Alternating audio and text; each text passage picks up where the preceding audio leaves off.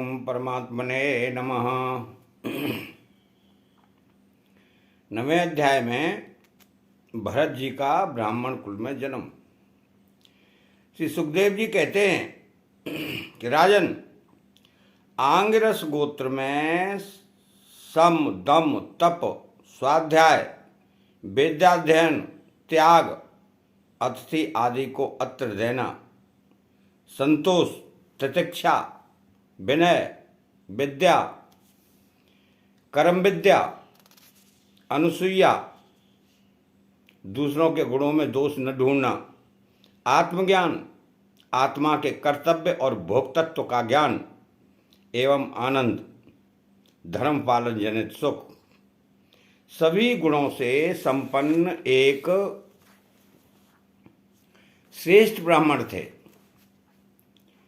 उनकी बड़ी स्त्री से उन्हीं के समान विद्या शील आचार रूप और उदारता आदि गुणों वाले 9 पुत्र हुए तथा छोटी पत्नी से एक ही साथ एक पुत्र और एक कन्या का जन्म हुआ। इन दोनों में जो पुरुष था वह परम भागवत राजऋषि शिरोमणि भरत ही थे। वे मृग शरीर का परित्याग करके अंतिम जन्म में ब्राह्मण हुए थे, ऐसा महापुरुषों का कथन है। इस जन्म में भी भगवान की कृपा से अपनी पूर्व जन्म परंपरा का स्मरण रहने के कारण वे इस आशंका से कि कहीं फिर कोई विघ्न उपस्थित न हो, अपने स्वजनों के संग से ही बहुत डरते थे। हर समय जिनका श्रवण स्मरण गुण कीर्तन सब प्रकार के कर्म बंधन को काट देता है। श्री भगवान के इन युगल चरण कमलों को ही हृदय में धारण किए रहते तथा दूसरों की दृष्टि में अपने को पागल मूर्ख अंधे और बहरे के समान दिखाते।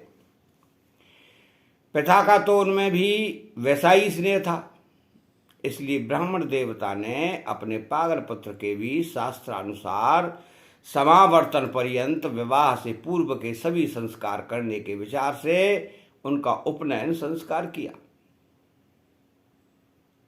यद्यपि वे नहीं थे तो भी पिता का कर्तव्य है कि पुत्र को शिक्षा दे।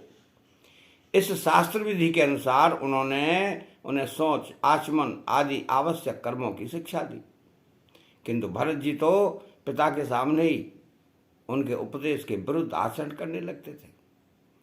पिता चाहते थे कि वर्षा काल में से वेदाध्ययन आरंभ करा दूं, किंतु वसंत और ग्रीष्म ऋतु के चैत्र वैशाख ज्येष्ठ और आषाढ़ 4 महीनों तक पढ़ाते रहने पर भी वे उन्हें व्याहृत और श्रुव मंत्र प्रभव के सहित त्रिपदा गायत्री की अच्छी तरह याद न करा सके। ऐसा होने पर भी अपने इस पुत्र में उनका आत्मा के समान अनुराग था, इसलिए उसकी प्रकृति न होने पर भी वे पुत्र को अच्छी तरह शिक्षा देनी चाहिए।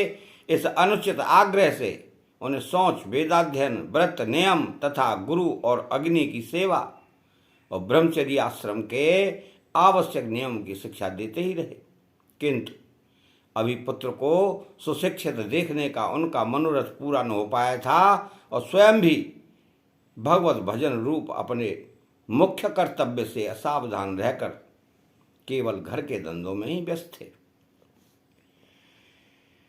कि सदा सजग रहने वाले काल भगवान ने आक्रमण करके उनका अंत कर दिया।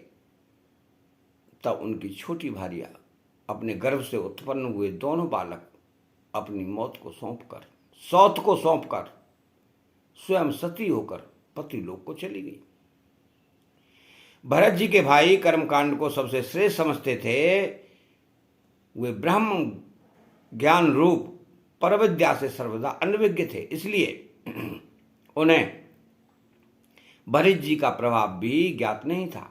वे उन्हें निरा मूर्ख समझते थे। अतः पिता के परलोक सुधारने पर उन्होंने उन्हें पढ़ाने लिखाने का आग्रह छोड़ दिया। भरत जी को मान अपमान का कोई विचार न था।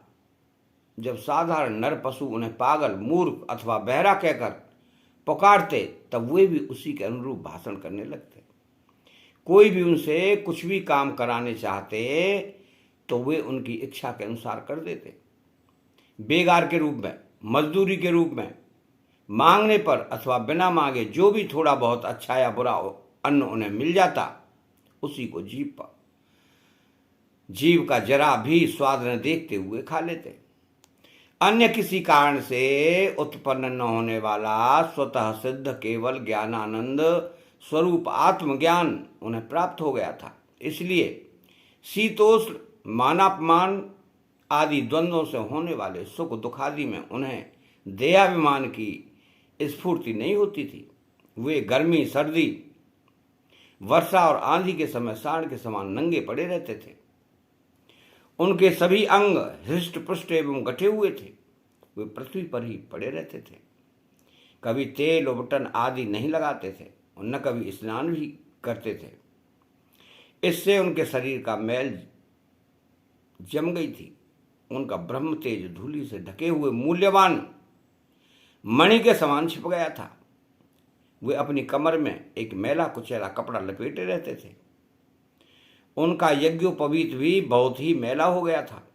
इसलिए अज्ञानी जनता यह कोई द्विज है, कोई अधम ब्राह्मण है, ऐसा कहकर उनका तिरस्कार कर दिया करती थी। किंतु वे इसका कोई विचार न करके स्वच्छंद विचरते थे। दूसरों की मजदूरी करके पेट पालते देख जब उन्हें अपने भाइयों ने खेत की क्यारियां ठीक करने में लगा दिया तब वे इस कार्य को भी करने लगे।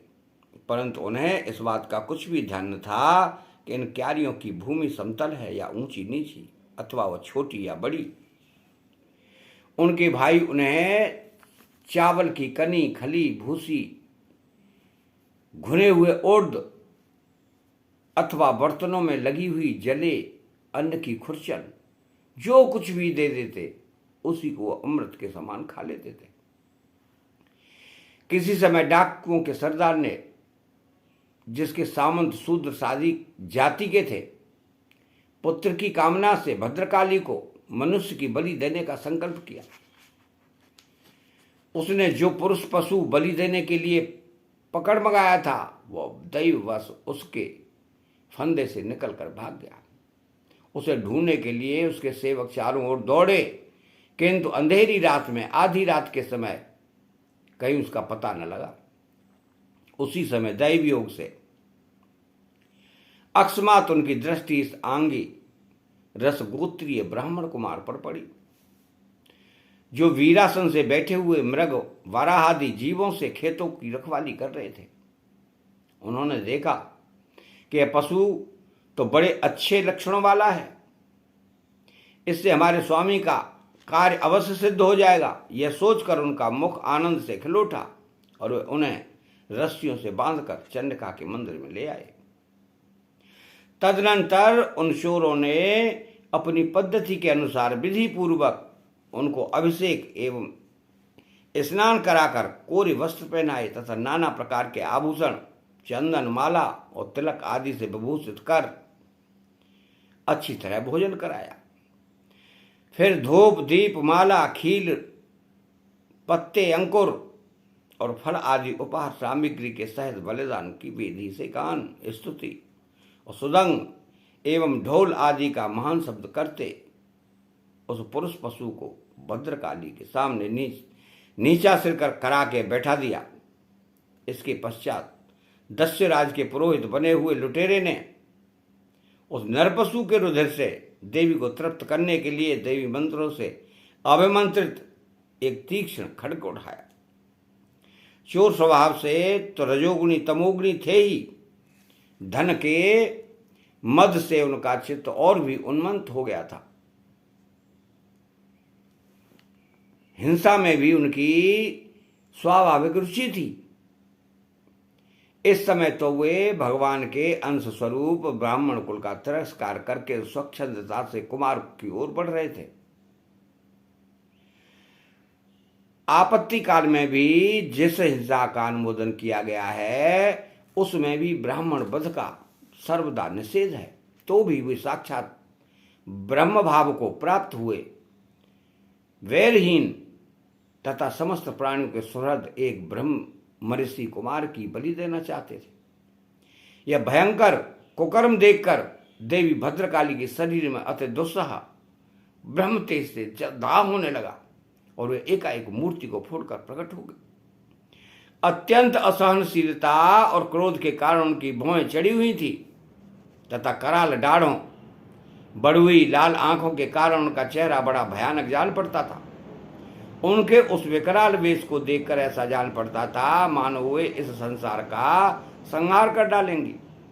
उन्होंने क्रोध से तड़क कर बड़ा भीषण अट्टहास किया और उछलकर इस अभिमंत्रित खड्ग से ही उन सारे पापियों के सिर उड़ा दिए और अपने गणों के सहित उनके गले से बहता हुआ गरम गरम रुद्र रूप आसव पीकर अति उन्मत्त हो ऊंचे स्वर से गाती और नाचती उन सिरों को ही गेंद बनाकर खेलने लगी।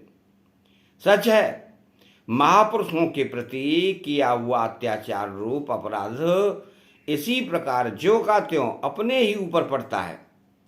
परीक्षित, जिनकी देहाभिमान रूप सुदृढ़ हृदय ग्रंथि छूट गई है, जो समस्त प्राणियों के सुहृद एवं आत्मा तथा वैरहीन है, धारण करके अपने कभी न चूकने वाले कालचक्र रूप श्रेष्ठ शस्त्र से जिनकी रक्षा करते हैं और जिन्होंने भगवान के निर्भय चरण कमलों का आश्रय ले रखा है, उन भगवत भक्त परमहंसों के लिए अपना सिर कटने का अवसर आने पर भी किसी प्रकार व्याकुल न होना यह कोई बड़े आश्चर्य की बात नहीं है।